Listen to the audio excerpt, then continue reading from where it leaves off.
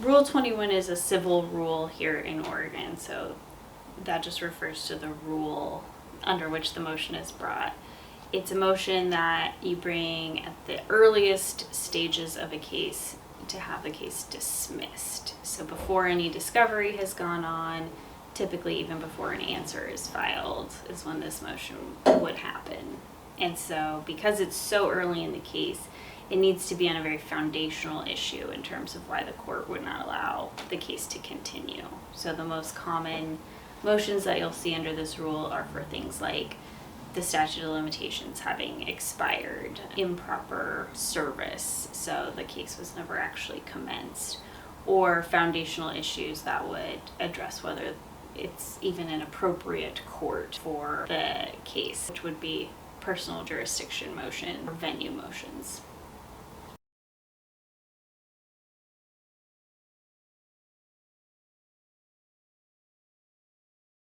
So I think in law school you spend an entire semester on jurisdictional issues. At its very basic foundation, the idea of personal jurisdiction has to do with whether the court where the case has been filed is an appropriate court for the claim. Most often it comes up in contexts where you have actors or activities that happen largely out of the state where the case is filed. And so then the question becomes, is the state where the case has been filed even an appropriate state for the case to be in?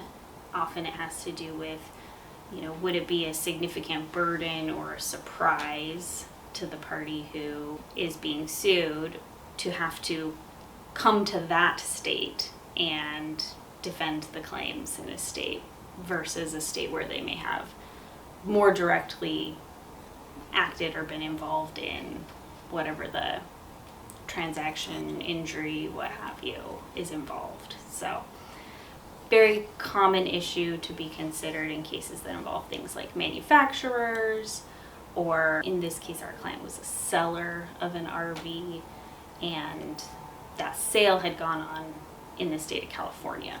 So the question that we were looking at related to this case was, is Oregon an appropriate place to bring claims against our client when their activities in terms of the sales transaction and their interactions with the buyers had taken place from California? Yeah, you look at it from the perspective of, is it fair for someone to be sued in this state? And for example, if you have a car accident in Oregon and you live in Oregon, you're just a typical person, and then someone tries to bring suit in Delaware or something like that, is that fair to the defendant, to the person being sued? And there's constitutional requirements for what constitutes fairness, essentially, to the person who's defending against the claim.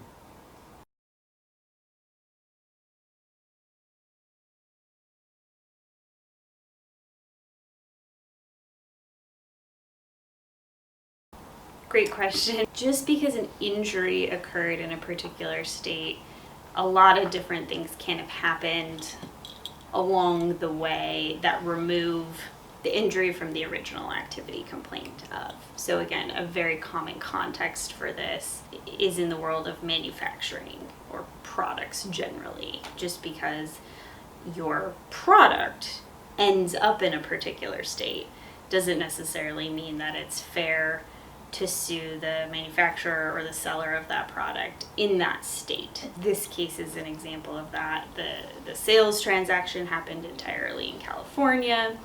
The only reason this particular RV ended up in Oregon is because the buyers had decided to take the RV to Oregon for recreational purposes. So they had sort of unilaterally, through no action of the seller, moved the RV to Oregon, and that's where the injury happened. So if you think of sort of our modern world and how often products move around the country, if you were simply to say that just because something ended up in a particular state, that then lawsuits could be brought there, that would open an entire bag of worms in terms of people, not only in the context of large manufacturers who are selling a lot of products, but think about your typical person who's like selling keychains in their online store, if they sell one from the state of Kentucky and somebody ends up with it in Nevada,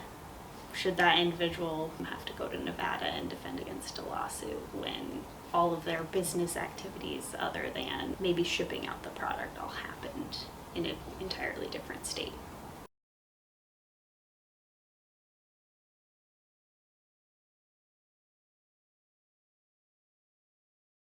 Well, at first, I think that the plaintiff's attorney just initially think, oh, incident happens in Oregon, we should be able to sue in Oregon. And as we went into the argument, we tried to explain the case law. Like, no, that's not the standard, and injury isn't sufficient. They tried to fall back and they did some discovery where they were like, well, have you ever had any contact with Oregon? Do you do any sales? And it's like, no, we don't advertise, we don't do sales. Typically, the group of people who's buying RVs, that a lot of times they'll have different homes or be based out of different states, and that two incidences where they just happen to say, can you deliver this to an Oregon address for us? And that was basically all they had to cling to try and establish something. So that was what they relied heavily on.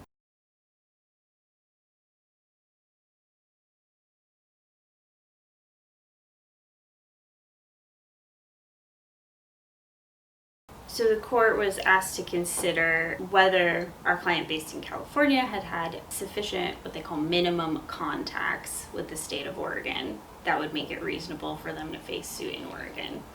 Minimum contacts have to do with what amount of contacts a business or an individual has within the state. As Duncan mentioned, advertising. Were they reaching out and advertising to people in Oregon, trying to draw them into California to make these purchases?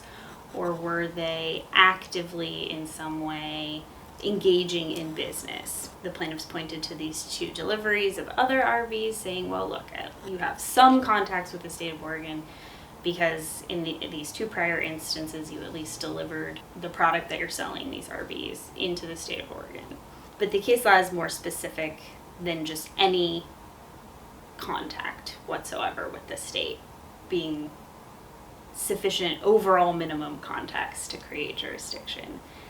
And particularly in Oregon, the last couple of cases have focused on if the contacts with the state relate in any way to the claims that are being brought. So in this case, the court recognized that there had been these two prior deliveries to Oregon addresses, but also recognized that those incidental, unrelated deliveries had nothing at all to do with the transaction that was at issue in our case. They had nothing to do with our particular buyers that were involved in the transaction that we were defending on. And those sales, deliveries, etc. had nothing to do with the particular accident that came out of the sale the plaintiff was complaining of.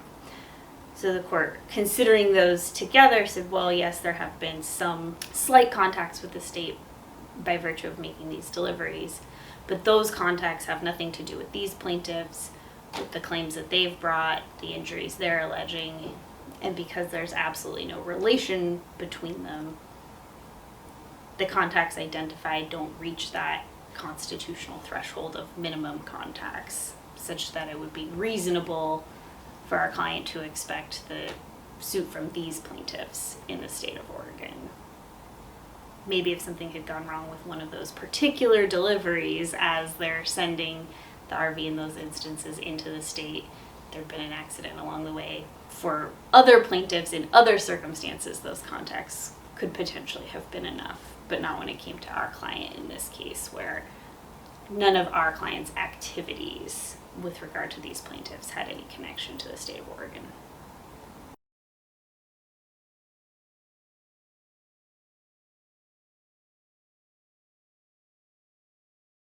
Well, I think it was the very first thing that we relied upon is we have dealt with these types of motions and these types of jurisdictional arguments relatively frequently because we do work with manufacturers or sellers who at times cross state lines. So we were familiar with that, and that was the first thing we did is try and clarify with plaintiff's counsel what's the basis for your argument, because it seems like you're just relying on this injury location, the court says is not enough. Relying on the case law, particularly a recent case called the Cox case, that was something that immediately we knew our facts were very similar in the sense that we could rely on that case and feel strongly about the reasoning to get the result that we wanted for our client.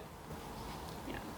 And we also identified that because it's such a foundational issue that decides, is the case even going to go forward where it's currently been filed, it was something that we needed to do on the very front end. It doesn't make sense to invest a bunch of time and effort into litigating a case to then later raise a jurisdictional issue and say this isn't an appropriate court. It's something that you want to do early on, because a favorable ruling like we were able to obtain here essentially ends the case in the current jurisdiction. And so we made sure to advise everybody that it should be something we should do immediately on the front end as a way of trying to cut off all of the further time and expense of litigating in this jurisdiction if we were going to ultimately be successful and find that it wasn't the correct jurisdiction.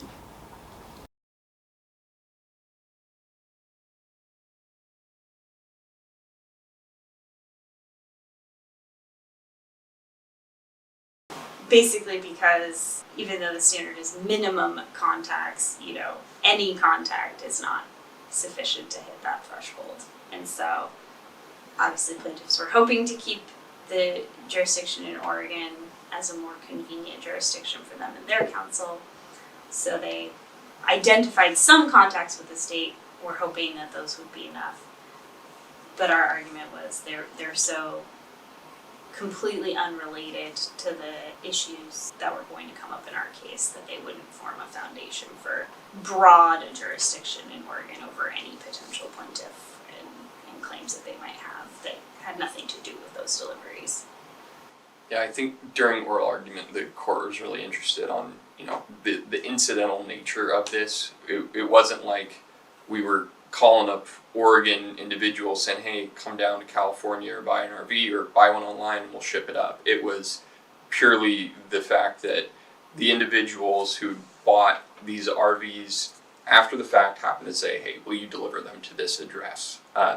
So it wasn't something that our client had purposely reached out to an individual in Oregon or reached out to Oregon as a state. It was again that incidental nature, and I think the fact that it was only two. It wasn't like we were incidentally shipping RVs every month up to Oregon. It was just two in multiple year periods. The plaintiff only had that single type of connection, and that was what they relied upon, but the court didn't feel that met the standard that is set out by the Constitution and by the case law that explains it.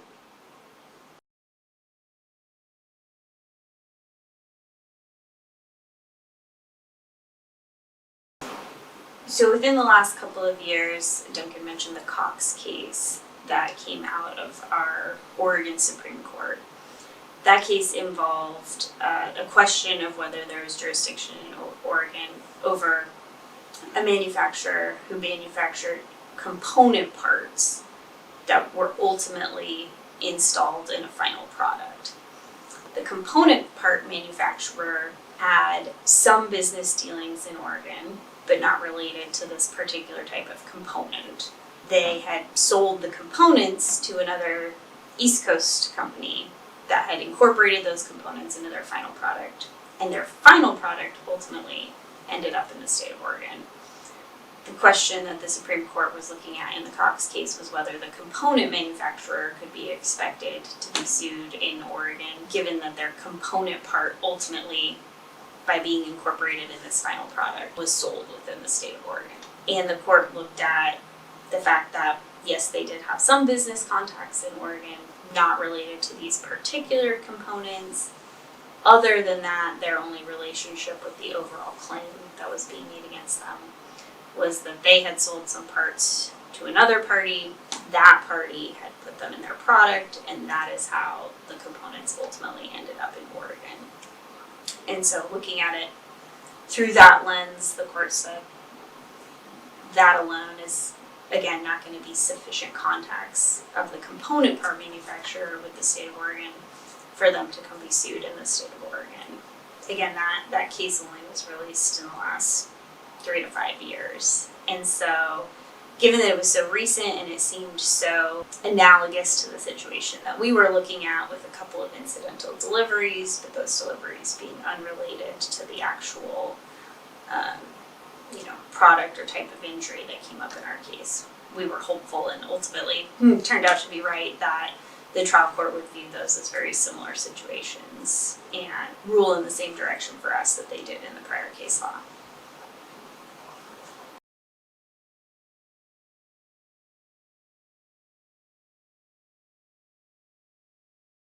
Well, I'd like to think that our briefing set the standard, but it's always important at oral argument where you actually have to answer questions and explain the reasoning. If there's questions that are raised by the briefing, that's where the judge will press you and make you explain, well, how does this relate to that case? Or isn't this a little different? And that's when it is very important for you to know the case law and be able to explain that and answer those specific questions that the judge has, so that they can clarify in their mind what you mean by your briefing. And again, I think we had the case law on our side. We wrote a strong brief, but it's a great opportunity at oral arguments to just hone that in even further.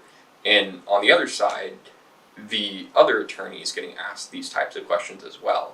And if they can't rebut your points and they don't have these good arguments to make, then it does just make it easier for the judge if he just had the pleadings in front of him, for example, in our case.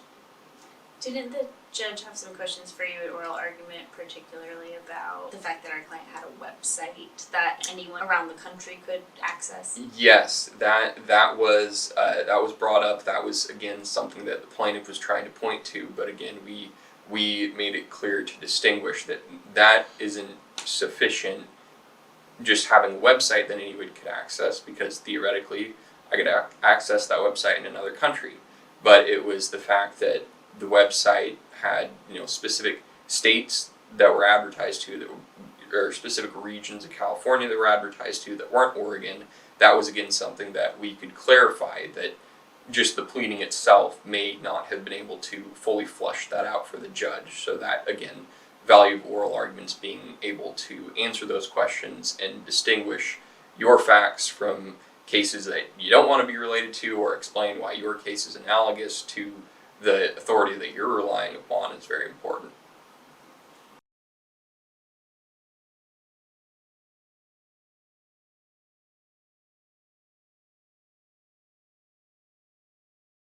I think this case was just a good affirmation that Oregon courts are willing to apply these standards in cases, and if the contacts from out-of-state companies aren't sufficient to meet that minimum threshold level, then the courts are willing to look at that and willing to make early rulings on jurisdictional issues that would, in this case, all of Oregon sort of became an improper venue for the case, and it had to be dismissed in Oregon.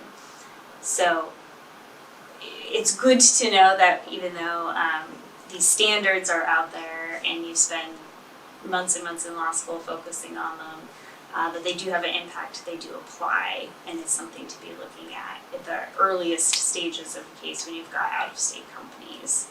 It is a pretty low threshold, and so things like targeted advertising to a particular group do matter. Things like direct cross-state lines, solicitation, and significant communications can all be potentially minimum contacts. And so identifying the issue early, having an in-depth conversation with the client about what exactly their operations look like in any given state, all very important at the front end.